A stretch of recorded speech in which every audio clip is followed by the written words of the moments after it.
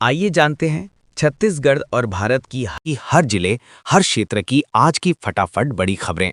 साथ ही जानेंगे सरकार की नई घोषणाएं, नए नियम और आम जनता को 5,000 रुपए की मदद कब से मिलने वाली है। तो वीडियो को लाइक करें और चैनल को सब्सक्राइब जरूर करें, ताकि आप तक हर जरूरी खबर सबसे पहले पहुंचे।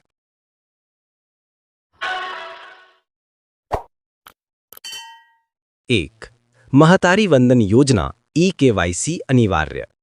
नमस्कार, अब बात करते हैं छत्तीसगढ़ की सबसे महत्वपूर्ण योजना महतारी वंदन योजना के एक बेहद जरूरी अपडेट की।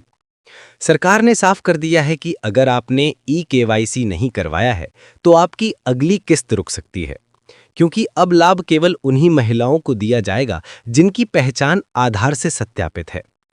कई लाभार्थियों की किस्त इसलिए भी रोक दी गई है क्योंकि उनका बैंक अकाउंट आधार से लिंक नहीं है, ई-केवाईसी में नाम या जन्मतिथि मिलान नहीं हो रहा है या आधार निष्क्रिय है। सरकार ने इसके लिए 2 विकल्प दिए हैं। सीएससी या जनसेवा केंद्र जाकर ई-केवाईसी कराएं। अगर आपका मोबाइल नंबर आधार से लिंक है तो महतारी वंदन पोर्टल से घर बैठे ई-केवाईसी पूरा करें। ध्यान रखें, आधार सक्रिय होना चाहिए, बैंक अकाउंट उसी आधार से लिंक होना चाहिए और ई-केवाईसी पूरा होना अनिवार्य है। योजना की अगली किस्त पाने के लिए ई-केवाईसी तुरंत कराना बेहद जरूरी है। देरी ना करें, आज ही प्रक्रिया पूरी करें। आगे की खबर जानने से पहले इसी तरह की और जानकारी आगे भी जानने के लिए चैनल को अभी सब्सक्राइब करें। रायगढ़ में 3,266 क्विंटल अवैध धान जब्त। रायगढ़ से बड़ी खबर, प्रशासन ने एक बड़ी कार्यवाही करते हुए 3,266 क्विंटल अवैध धान जब्त किया है। मौके पर अधिकारियों ने बताया कि ये धान बिना दस्तावेज और अनुमति के रखा गया था और अनुमान लगाया जा रहा है कि इसे समर्थन मूल्य पर बेचने की तैयारी की जा रही थी। जब्त धान की कीमत लाखों में बताई जा रही है। प्रशासन अब इस मामले में शामिल लोगों की पहचान कर रहा है और आगे की कार्यवाही तेज कर दी गई है।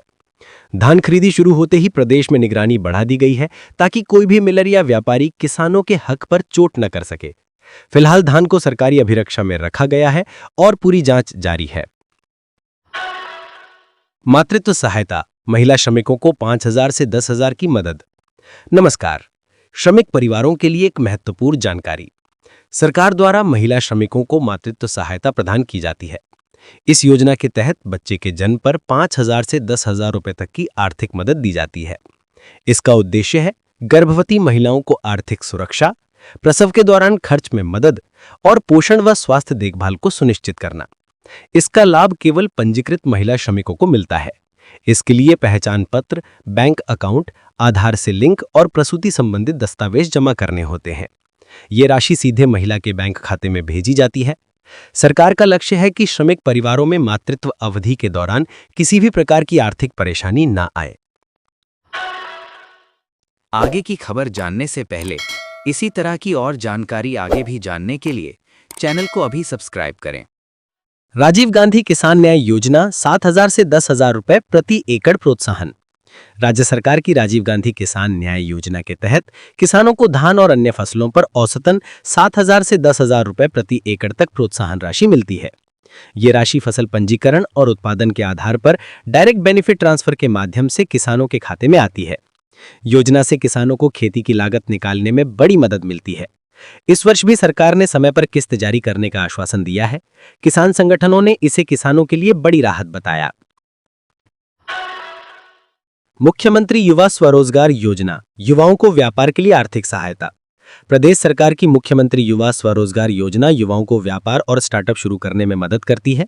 इसके तहत युवाओं को चरणबद्ध तरीके से लोन, सब्सिडी और अन्य आर्थिक सहायता उपलब्ध कराई जाती है। सरकार का लक्ष्य है कि बेरोजगार युवा खुद का व्यवसाय शुरू कर सकें और रोजगार के अवसर पैदा हों। आवेदन ऑनलाइन पोर्टल और जिला कार्यालयों में लिए जाते हैं। कई युवाओं को इससे लाभ मिल रहा है और वे सफलतापूर्वक अपना व्यवसाय चला रहे हैं। धान मंडी नए टोकन नियम। नमस्कार, धान खरीदी के लिए जारी किए गए नए टोकन नियम अब लागू हो गए हैं। इस बार किसान की भूमि के आधार पर टोकन की संख्या तय की गई है। सबसे पहले सीमांत कृषक 0 से 2 एकड़, इन्हें 1 टोकन मिलेगा।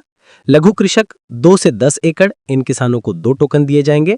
दीर्घ या बड़े कृषक यानी 10 एकड़ से अधिक, उन्हें अधिकतम 3 टोकन जारी होंगे। सरकार का कहना है कि इस नियम से खरीदी में भीड़ कम होगी, पारदर्शिता बढ़ेगी और सभी किसानों को समय पर अवसर मिलेगा। किसान अपने टोकन के आधार पर ही धान लेकर केंद्र पहुंचे, अन्यथा खरीदी संभव नहीं होगी। आगे की खबर जानने से पहले इसी तरह की और जानकारी आगे भी जानने के लिए चैनल को अभी सब्सक्राइब करें।